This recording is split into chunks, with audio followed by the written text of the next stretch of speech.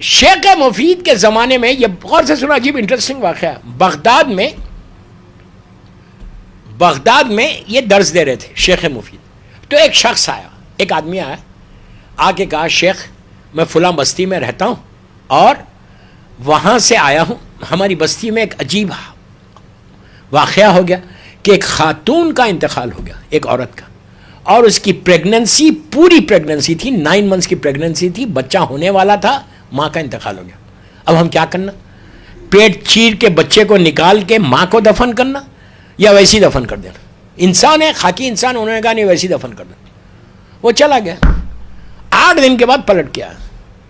8 دن کے بعد پلٹ کے آیا اور آ کے کہا شیخ میرے پاس ایک سوال ہے اور میں آپ کا شکریہ ادا کرنے آیا. انہوں نے پوچھا کیا شکریہ ادا کرنے آیا؟ تو کہا شیخ آپ نے ایک بچے کی جان بچا لی. تو انہوں نے کہا کیا ہوا؟ تو کہا آپ کو یاد ہے میں آ کے آپ سے میں نے پوچھا تھا کہ میں بچے کو نکال کے دفن کرنا پیٹ سے یا ویسی دفن کرنا؟ آپ نے کہا تھا ویسی دفن کر دو. تو انہوں نے کہا ہاں میں نے کہا تھا. کہا لیکن فوراً اس کے بعد جب آپ نے اپنے فتوے کو بدلا، مسئلے کو بدلا، جب میں جا رہا تھا، انہوں نے پوچھا واقعہ کیا؟ جب میں کہا میں جا رہا تھا تو پیچھے سے اونٹ پہ ایک شخص میرا نام لے کے پکارا ڈیزرٹ میں، جس راستے سے میں جا رہا تھا. میں پلٹا، میں رکا. انہوں نے کہا کہ اب شیخ مفید نے اپنے مسئلے کو بدل دیا ہے، تو جا ماں کے پیٹ کو چار کر اور بچے کو نکال اور ماں کو دفن کر دے. تو ہم نے ویسے ہی کیا، آج بچہ زندہ ہے. بس یہ سننا تھا. شیخ سمجھ گئے یہ کون تھا جس نے آ کے بچا لیا. حجرے میں گئے، اپنے گھر گئے، جا کے اتنا روئے، رو کے کہا مولا آج کے بعد میں کوئی فتویٰ نہیں دوں گا. آج ہم گھروں میں بیٹھ کے بھی دیتے ہیں، ڈرائنگ رومز میں بیٹھ کے، یہاں نہیں دیتے، میں ایک جنرل بات کر رہا. تو پلٹ کے کہا مولا اب شیخ بوڑھا ہو گیا، اب آج کے بعد فتویٰ نہیں دوں گا. اسی دن رات میں شب میں خواب میں زمانے کا امام آیا. امام نے آگے کیا کہا کہ شیخ تو نے یہ کیا سمجھا کہ میں فتویٰ نہیں دوں گا؟ تیرا کام ہے تو عمل کر، کوئی پریشانی ہوگی، کوئی مصیبت ہوگی، ہم بچا لیں گے آگے.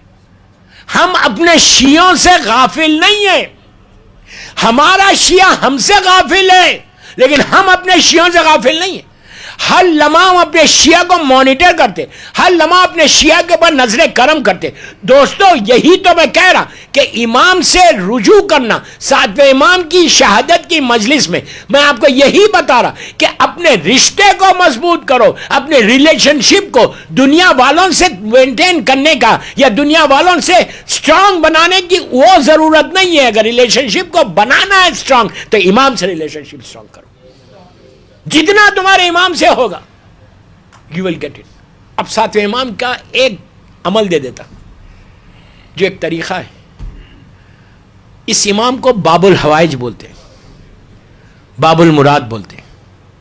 سلسلہ امامت میں یہ وہ امام ہے جس کو باب الحوائج کہا گیا. ہر امام باب الحوائج ہے لیکن اس امام کو مخصوص ہے. خاندان اہل بیت کا یہ دوسرا باب الحوائج ہے. پہلا باب الحوائج آپ سمجھتے وہ کون ہے؟ وہ کہ جو سیدانیوں کے پردے کا محافظ تھا، مولا عباس ہے باب الحوائج، یا امام موسیٰ کاظم علیہ السلام. امام کا بہت سمپل ایک عمل ہے، مشہور ہے عراق میں بڑا، اور اتنا مجرب عمل ہے. آپ کی جاب کا کوئی پرابلم ہے، رسک کا پرابلم ہے، بزنس کا پرابلم ہے، رشتے کا پرابلم ہے، ہسبینڈ اینڈ وائف کے ریلیشن شپ کا پرابلم ہے، کوئی پرابلم ہے تمہارا، کوئی تکلیف ہے، کوئی مصیبت میں، کوئی پریشانی میں، 7ویں امام کا یہ عمل کرو. اس لیے کہ اس امام کو باب الحوائج کہا گیا. کراچی میں تو ایک پورا امام بارگاہ ہے، بدھ کا امام بارگاہ بولتے ہیں. جو کراچی والے ہیں وہ تو جانتے ہیں، آج بھی مشہور ہے کراچی میں.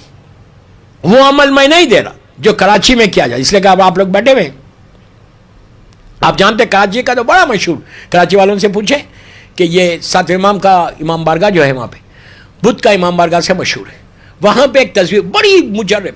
دوستو آپ یہاں ہیں، آپ چاہتے ہیں کہ آپ اپنی لائف میں گرو کریں، آپ چاہتے ہیں کہ آپ اچھے پوزیشن پہ آئیں، آپ چاہتے ہیں کہ آپ کا بزنس، آپ کی جاب سٹرانگ، کسی کو ویزے کا پرابلم، امیگریشن کوئی پرابلم، یہ عمل کرو امام کا.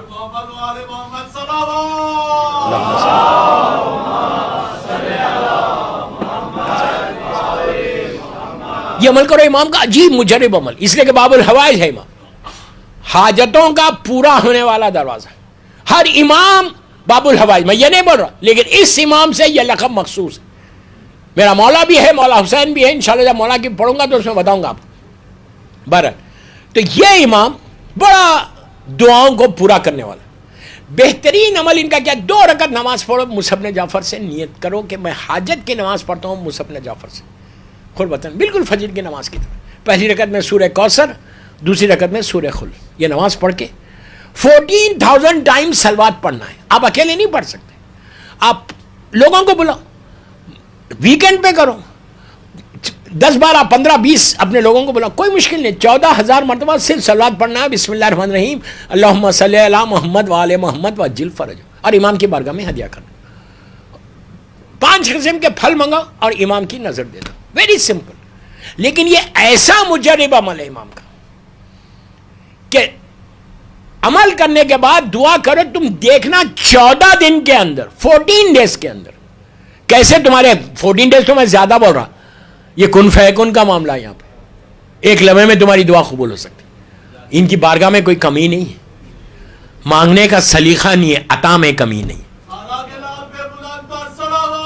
اللہم صلی علی محمد. کوشش کرو یہ عمل کرنے کی. مصعب بن جعفر کا یہ عمل صرف 14,000 سلوات پڑھ کے امام کی بارگاہ میں حج. اپنے گھر میں بھی کر سکتے، امام بارگاہ میں کرتے، امام بارگاہ میں کرو، گھر میں کرتے گھر میں کرو، جہاں کرنا ہے کرو. اس امام سے مانگو، اس لیے کہ یہ اللہ کا وہ محبوب بندہ، جیسے اللہ مانگتے ہو تو اللہ خوش ہوتا ہے، ویسے امام سے مانگتے ہو تو امام تم سے خوش ہوتا ہے.